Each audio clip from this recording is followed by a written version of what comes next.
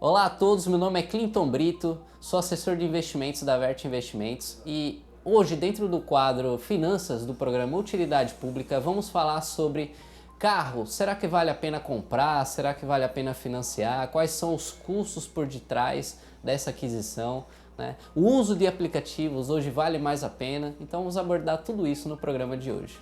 É uma dúvida muito comum dos nossos clientes, né? Se vale a pena ou não comprar um carro, financiar, utilizar aplicativos.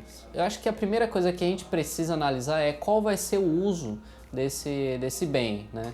Então, se você for utilizar ele como fonte de renda, ele é fundamental na sua atividade, você ganha dinheiro utilizando o carro, né? Então, provavelmente isso vai pesar muito na tomada de decisão, seja de comprar ou de financiar, né? Porque sem um carro você não consegue trabalhar.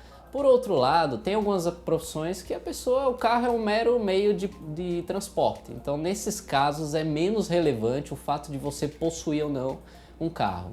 Vou dar um exemplo meu próprio. Eu moro perto de onde eu trabalho. Então, quando eu faço a conta do quanto que eu gasto num carro e quanto que eu gasto utilizando aplicativos, sai muito mais em conta utilizar aplicativos. Então, não faz sentido para mim ter carro. Por outro lado, minha namorada ela é professora, então ela sempre está rodando de colégio em colégio. Então vale a pena para ela ter um carro, porque se ela fosse utilizar aplicativo, no final das contas sairia mais caro. Sem contar que o carro ele também tem que ser analisado se você, por exemplo, faz muita viagem. Então nesses trechos de pessoas que realizam muitas viagens, geralmente vale a pena você ter um carro, porque você tem maleabilidade e o custo ele acaba sendo diluído.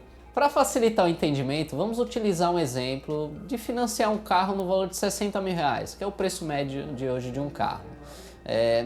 Muita gente olha apenas o valor da parcela, porém existe uma série de custos que muitas vezes a gente não considera no cálculo, só que a gente tem que embutir para saber se vale a pena ou não a gente adquirir um carro. Por exemplo, gasolina, seguro, licenciamento, estacionamento que você paga eventualmente.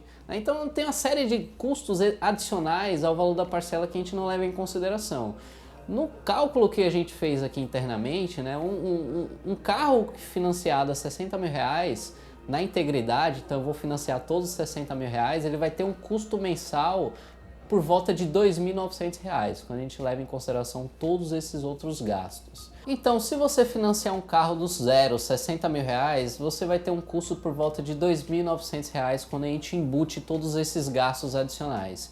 Se a gente utilizasse aplicativos para se locomover no dia a dia e gastasse R$ 1.000 por mês, que é um valor razoável para o tamanho da nossa cidade, Aracaju, que é uma cidade relativamente pequena, e a gente pegasse essa diferença de R$ 1.900 e aplicasse esses R$ 1.900, num prazo de 10 anos, esses R$ 1.900 se acumulariam em um valor próximo de R$ 300 mil.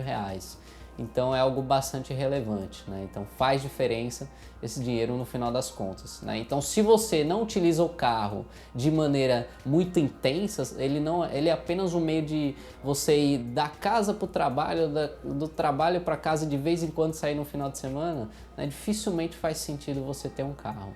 Por outro lado, se você utiliza ele como meio de trabalho, você sempre viaja a trabalho, você está se locomovendo de um lugar a outro, aí provavelmente você ter o carro é mais vantajoso e menos custoso do que você se movimentar via aplicativos. Essas foram as dicas de hoje. Demais dúvidas, sugestões, mandem nas nossas redes sociais e até a próxima.